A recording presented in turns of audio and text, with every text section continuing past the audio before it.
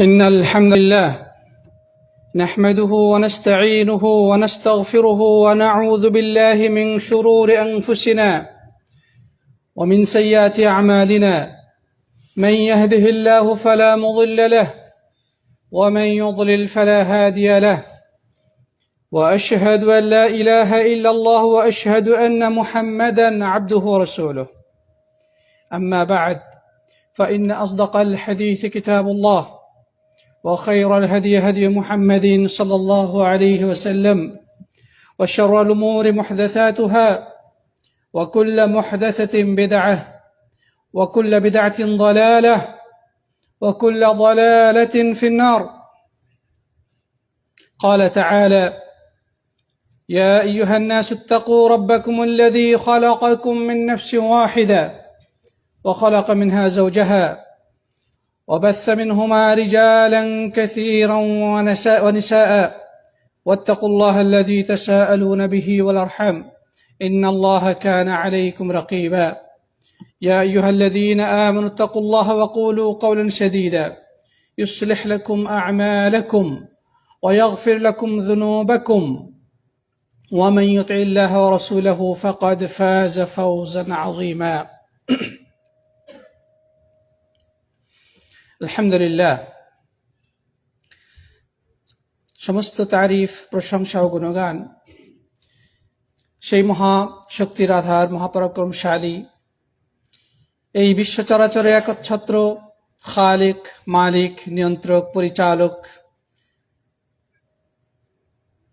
আল্লাহ সুবহানাহু ওয়া তাআলা নিমিত্তে পেশ করছি, যিনি আমাদেরকে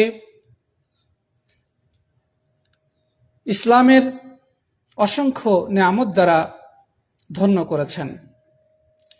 তিনি আমাদের মর্যাদা বৃদ্ধি করার এবং মুক্তির নানা পথ বাতলে দিয়েছেন। তিনি আমাদেরকে ধ্বংসের হাত থেকে রক্ষা করার বিভিন্ন উপায় ও পদ্ধতি বলে দিয়েছেন। আসুন আমরা হৃদয়ের গহীন থেকে সে বারি পাকের দরবারে কালিমাতুশ শুকর আদায় করি, পড়ি আলহামদুলিল্লাহ।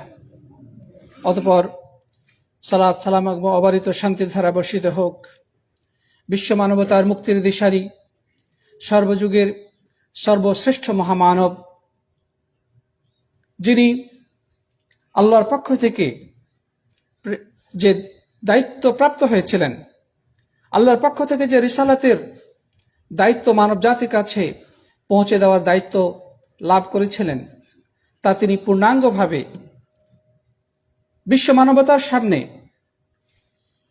স্পষ্টভাবে প্রকাশ করে গিয়েছেন। যে ব্যক্তি তার দেখানো পথ এবং পদ্ধতি, তার দেখানো নিয়ম নীতি অনুসরণ করবে, সে মুক্তি পাবে। আর যে বা যারা তার বিরোধিতা করবে, তার আনিত আদর্শের বাইরে জীবন পরিচালনা করবে, সে নিশ্চিতভাবেই ধ্বংস হবে। আসুন আমরা সেই মহান নবীর প্রতি হৃদয়ের গহীন থেকে সালাত ও সালাম পেশ করি, পড়ি সাল্লাল্লাহু আলাইহি ওয়াসাল্লাম।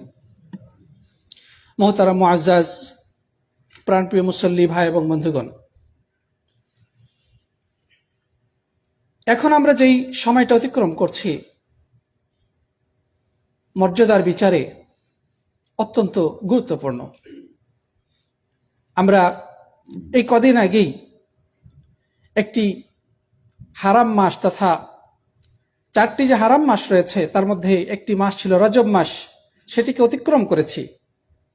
এবং আর সামনের যে মাসটি আমাদের উপস্থিত, বা সামনে যে মাসটি রয়েছে, সেটি হচ্ছে বছরের শ্রেষ্ঠ মাস, মাহে রমজান। এই দুই গুরুত্বপূর্ণ মাসের মাঝামাঝিতে আমরা অবস্থান করছি। এটি হচ্ছে শাহরে শাবান বা শাবান মাস। সাথী বন্ধুগণ, এই মাস অত্যন্ত মর্যাদাপূর্ণ, বৈশিষ্ট্য সমৃদ্ধ, এবং এই মাসে আমাদের রয়েছে কিছু করণীয় এবং বর্জনীয়। আমরা খুবই সংক্ষেপে এই মাসের কি মর্যাদা বা কি বৈশিষ্ট্য এবং এই মাসে আমাদের জন্য কি করণীয় রয়েছে সেই বিষয়টি নিয়ে আলোকপাত করার প্রয়াস পাবো, আল্লাহ যদি তৌফিক দান করেন। ওমা তৌফিকি ইল্লা বিল্লাহ। প্রিয় উপস্থিতি, আল্লাহ রাসূল সাল্লাল্লাহু আলাইহি ওয়াসাল্লাম এই মাসটিকে এত বেশি গুরুত্বের সাথে গ্রহণ করেছিলেন যে রমজানের পরে অন্য কোনো মাসকে তিনি এতটা গুরুত্ব দেননি। সাহাবায়ে কেরাম এই মাসকে অত্যন্ত গুরুত্বের সাথে গ্রহণ করেছিলেন। সাহাবায়ে কেরামের পরে তাবেঈনগণ, আমাদের সালাফে সালেহিন পূর্বসূরিগণ এই শাবান মাসকে রমজানের প্রস্তুতির মাস হিসেবে গ্রহণ করতেন এবং এই মর্মে তাদের অনেক বক্তব্য রয়েছে। সাথী বন্ধুগণ, আমরা যারা কৃষিকাজ দেখেছি বা আমরা যারা কৃষিকাজ করেছি, আমরা সকলেই অবগত যে কৃষিকাজ করতে গিয়ে আপনি ফসল তোলার আগে আপনাকে অনেকগুলো প্রসেসিং, আপনাকে অনেকগুলো ধাপ পার হতে হয়। জমি প্রস্তুত করা, সেখানে চারা লাগানো, সে চারা গাছের আগাছা পরিষ্কার করা,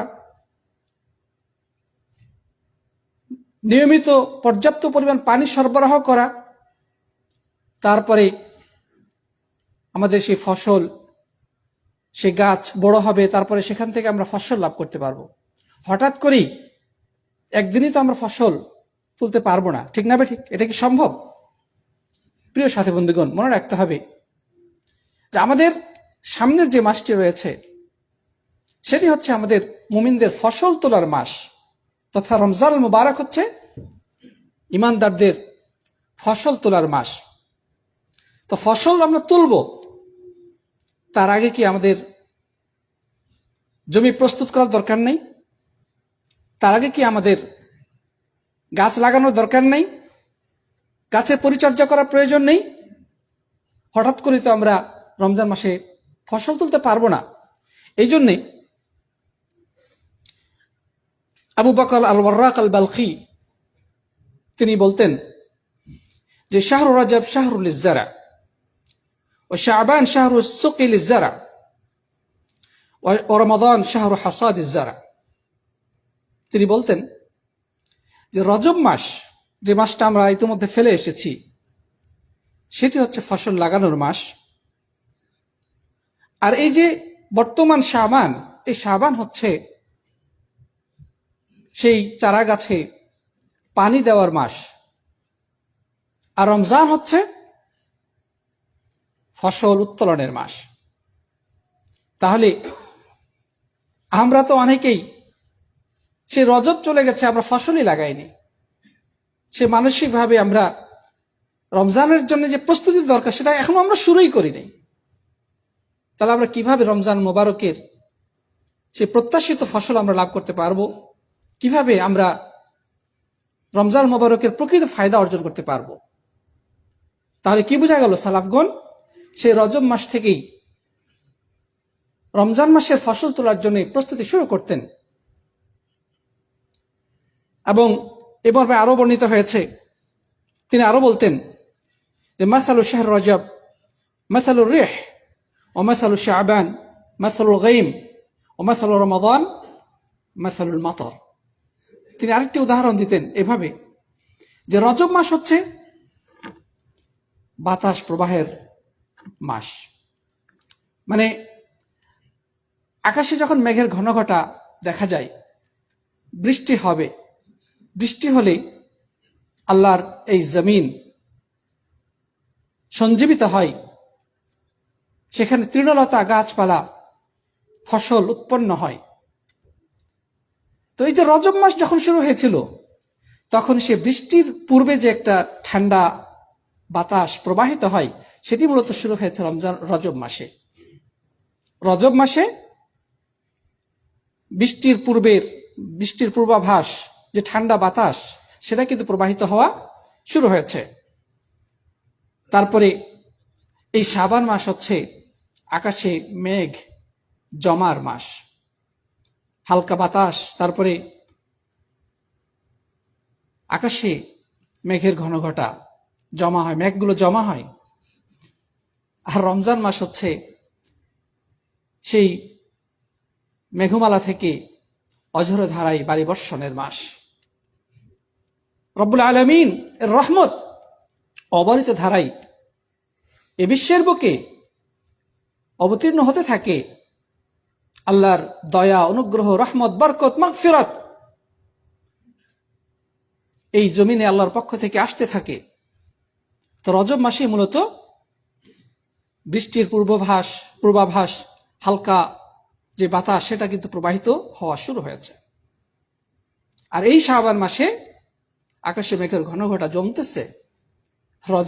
রমজান মাসে অঝোর ধারায় বৃষ্টি হয়ে এই খরতপ্ত জমিনকে সঞ্জীবিত করবে। খরতপ্ত হৃদয়গুলো, পাপ পঙ্কিলতায় দগ্ধীভূত হৃদয়গুলোকে আল্লাহ রাব্বুল আলামিন পরিষ্কার করবেন, পরিচ্ছন্ন করবেন। সেখানে ঈমানের চারাগাছ বড় হবে, মানুষ নতুন ভাবে তাদের জীবনকে, ঈমানের জিন্দেগিকে তারা শুরু করতে পারবে।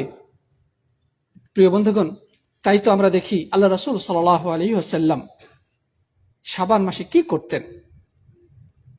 শাবান মাসে তিনি অধিক পরিমাণে রোজা রাখতেন। মা জানুনি আয়েশা রাদিয়াল্লাহু তাআলা আনহা থেকে বর্ণিত হয়েছে যে সাহাবায়ে কেরাম এই শাবান মাসে তারা যাকাত আদায় করে ফেলতেন। সালাফগণ এই শাবান মাসেই কোরআনে কারীম নিয়ে বসে পড়তেন। কারণ রমজান তো হচ্ছে ফসল তোলার মাস।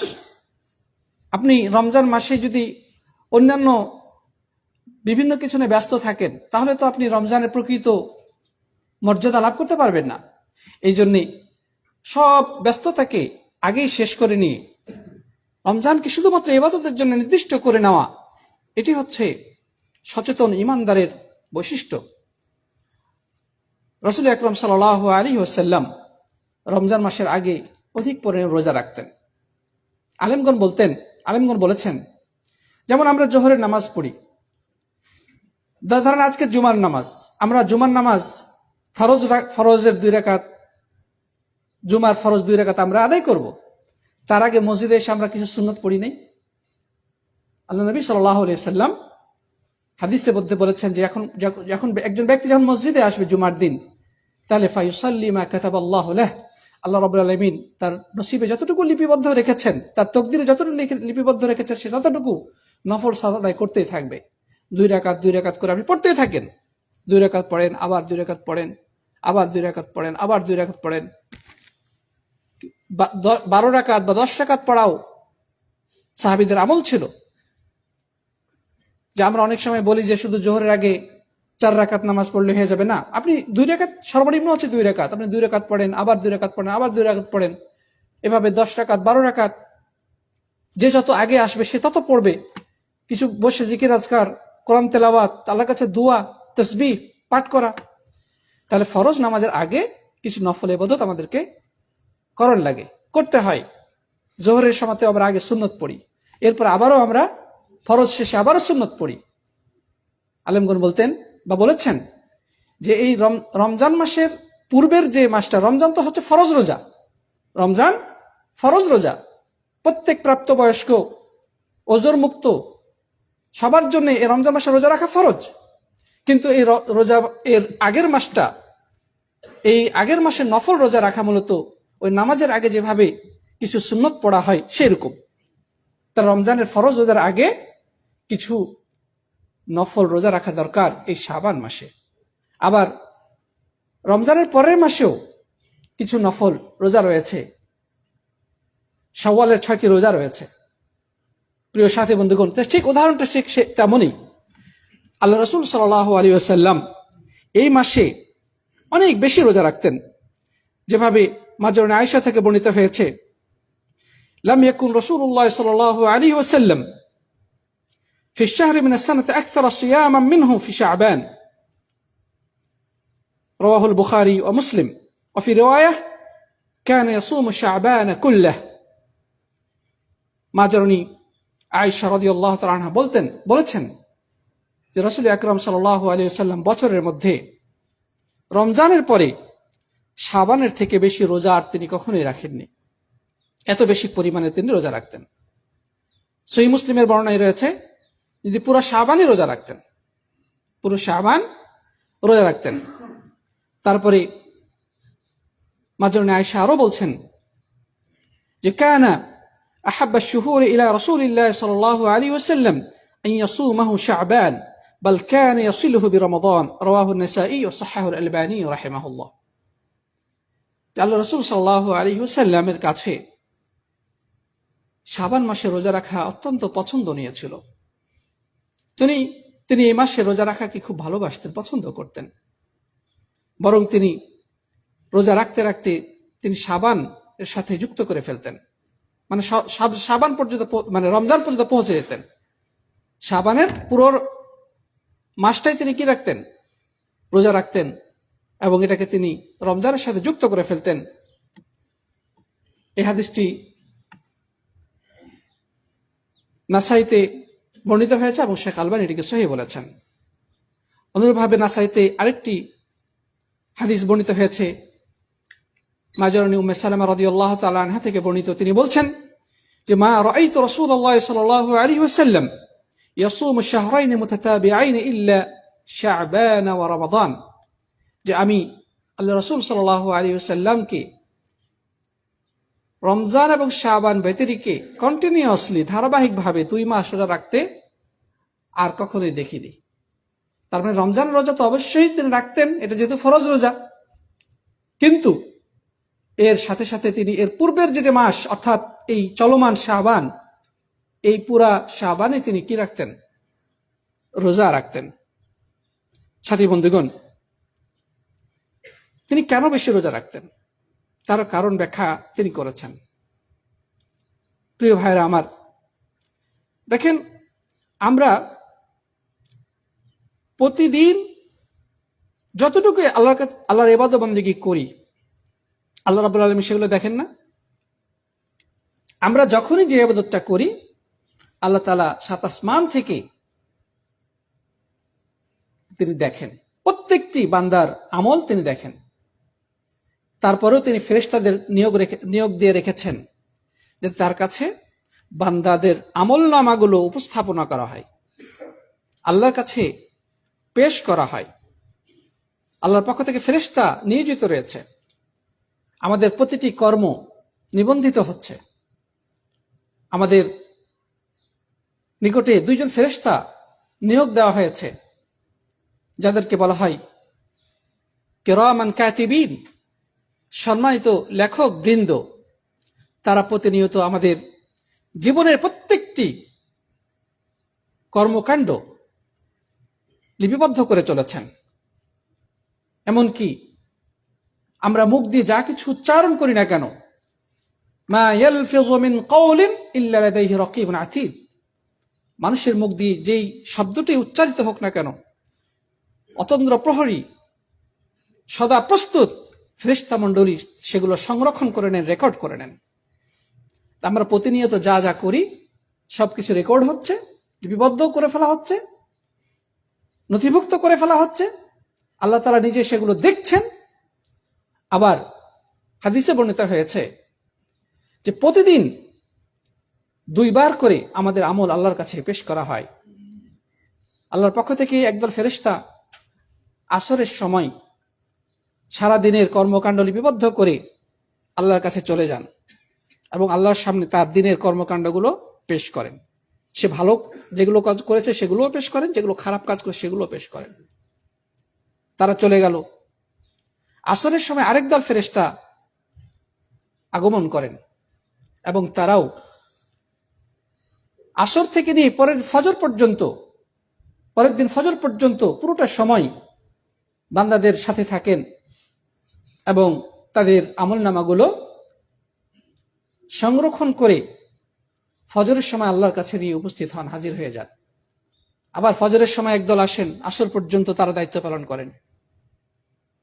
এভাবে করে রব্বুল আলামিন বান্দাদের আমলনামাগুলো পর্যবেক্ষণ করেন। আল্লাহর কাছে সেগুলো উপস্থাপন করা হয়। আবার হাদিসে এটাও বর্ণিত হয়েছে যে উইকলি 2 দিন আল্লাহর দরবারে বান্দাদের কর্মকাণ্ড পেশ করা হয়ে থাকে, উপস্থাপনা করা হয়ে থাকে। সেটা হচ্ছে ইয়াউমুল খামিস এবং ইয়াউমুল ইসনাইন, মানে সোমবারের দিন আর বৃহস্পতিবারের দিন। এই 2 দিন মানুষের সাপ্তাহিক কর্মকাণ্ড উপস্থাপনা করা হয়। প্রিয় বন্ধুগণ, আর বাৎসরিক কর্মকাণ্ড আল্লাহর দরবারে উপস্থাপনা করা হয়েছে এই চলমান শাবান মাসে। তাই তো রাসূল আকরাম সাল্লাল্লাহু আলাইহি ওয়াসাল্লাম তিনি এই মাসে রোজা থাকতেন এবং তাকে এই বিষয়ে প্রশ্ন করা হলে তিনি জবাবে বলেছিলেন যে, যেমন উসামা বিন যায়েদ থেকে বর্ণিত, তিনি বলছেন, ইয়া রাসূলুল্লাহ লাম আরাকা তাসুমু মিনাশ শুহুরি মা তাসুমু মিন শাবান। হে রাসূল, আপনাকে শাবান মাসের মতো, রমজান ছাড়া শাবান মাসের মতো এত বেশি পরিমাণ রোজা রাখতে তো আর কখনোই দেখি না। এর কারণটা কি? তিনি 2টি কারণ উল্লেখ করেছেন। 1 নম্বর কারণ হচ্ছে قال ذاك شهر يغفل الناس عنه بين رجب ورمضان। প্রথম কারণ হচ্ছে যে রমজান আর রজব হচ্ছে শাহরুল মুহাররম, আর রমজান হচ্ছে সাইয়্যিদুশ শুহুর, সবচেয়ে শ্রেষ্ঠ মাস।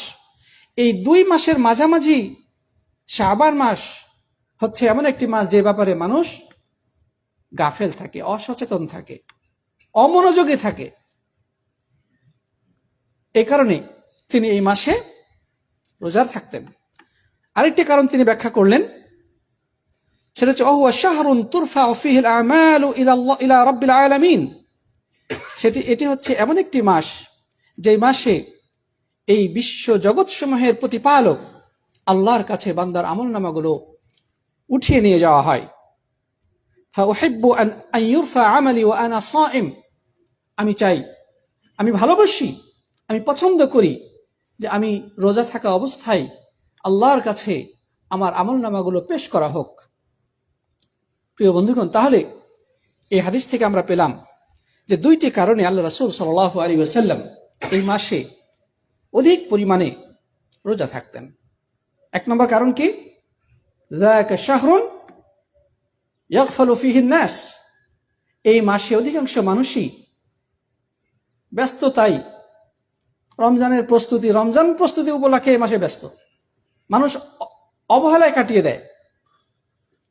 আর এটা ঠিক যে যেই সময় মানুষ অবহেলা করে, মানুষ অলসতা করে, মানুষ গুরুত্ব দেয় না, ওই সময় যদি আল্লাহর ইবাদত করা হয়, আল্লাহর কাছে সেটা পছন্দনীয়, এটা আল্লাহ পছন্দ করেন। যেমন রাত্রে বেশিরভাগ মানুষই ঘুমের ঘরে আচ্ছন্ন থাকে, বিশেষ করে ভোর রাত্রে মানুষের ঘুমটা আরো মধুর হয়, ঠিক না বেঠিক? এই সময় মানুষ ঘুমের সাগরে হাবুডুবু খায়। ওই সময় যদি কেউ উঠে আল্লাহর কাছে কান্নাকাটি করে, আল্লাহর সন্তুষ্টির জন্য নামাজে দাঁড়িয়ে যায়, যেটাকে আমরা বলি তাহাজ্জুদের সালাত আদায় করে, আল্লাহর কাছে এটা খুবই পছন্দনীয়। ফরজ নামাজের পরে আল্লাহর কাছে তাহাজ্জুদের নামাজ সবচেয়ে পছন্দনীয়, সবচেয়ে প্রিয়। কারণ ওই সময় সব মানুষ ঘুমের মধ্যে হাবুডুবু খাচ্ছে, বিশ্ব অচেতন। সেই সময় উঠে আল্লাহর প্রিয় বান্দা যদি আল্লাহর কাছে চায়, তিনি দেন, তার কাছে কান্নাকাটি করেন, তার উদ্দেশ্যে সালাতে দাঁড়িয়ে যান, আল্লাহ রাব্বুল আলামিন তার ইবাদতটিতে খুশি হয়ে যান।